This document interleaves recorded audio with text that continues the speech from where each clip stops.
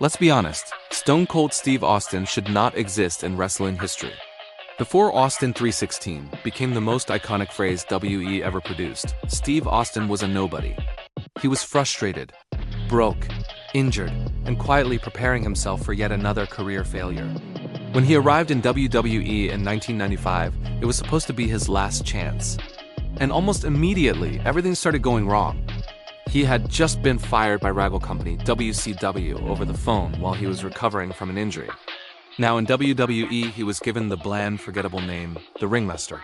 He was paired with Ted DiBiase, told to wrestle clean, talk less, and just fit into a system that had already chewed him up once before. The crowds didn't care. The creative team didn't care. And backstage, Austin could feel the walls closing in. He was talented and he knew it, but talent means nothing if nobody believes in you. And at that time, WE absolutely did not believe in him. He was losing matches, floating aimlessly on the roster, cutting promos that went nowhere. But even worse than that, he was being ignored, which in WWE is often the final step, right before you're shown the door. Austin himself later admitted he felt it all slipping away, that familiar, sinking feeling of being passed over, the fear that this was it. Maybe everyone else was right and he just didn't belong at the top. Vince McMahon didn't see a superstar. The company didn't see a franchise player. Steve Austin was, once again, just another guy on the roster waiting for a call that was never going to come. Then King of the Ring 1996 happened, almost by complete accident. Austin wasn't supposed to win that night. He wasn't positioned as the future of the company.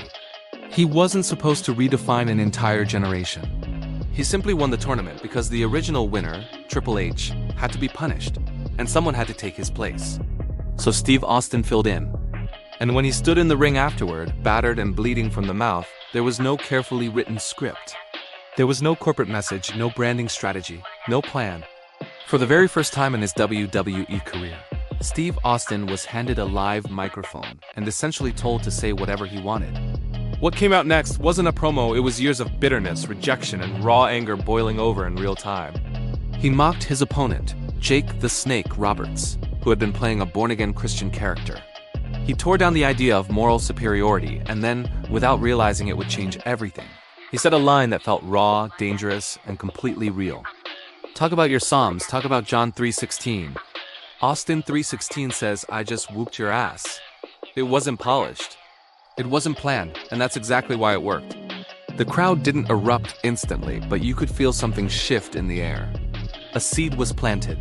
Within weeks, fans started repeating it. Homemade signs for Austin 3:16 started appearing in every arena. T-shirts with that simple phrase sold out faster than anything WE had ever seen. The same company that barely noticed Steve Austin was suddenly chasing him.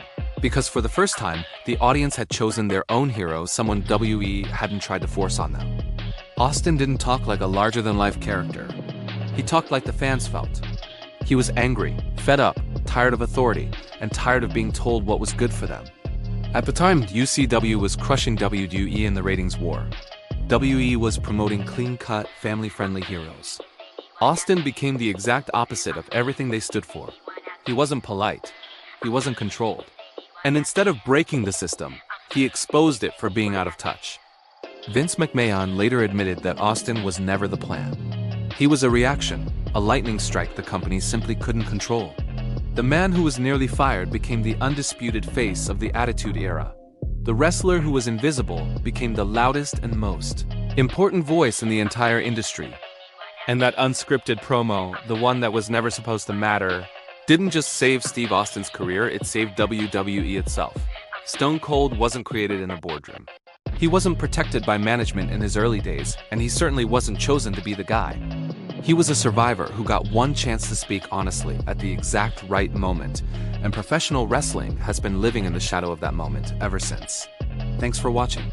If you enjoyed this story, make sure to like and subscribe for more.